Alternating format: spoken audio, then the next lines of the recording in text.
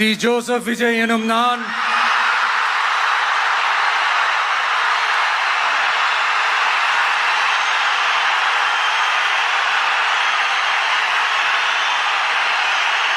சட்டப்படி அமைக்கப்பெற்ற இந்திய அரசியல் அமைப்பின்பால் உண்மையான நம்பிக்கையும் மாறா பற்றும் கொண்டிருப்பேன் என்றும்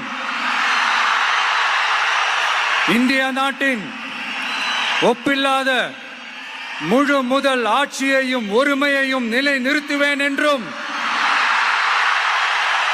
தமிழ்நாட்டு அரசின் முதலமைச்சராக உண்மையாகவும் உளச்சான்றின்படியும் என் கடமைகளை நிறைவேற்றுவேன் என்றும் அரசியல் அமைப்பிற்கும் சட்டத்திற்கும் இணங்க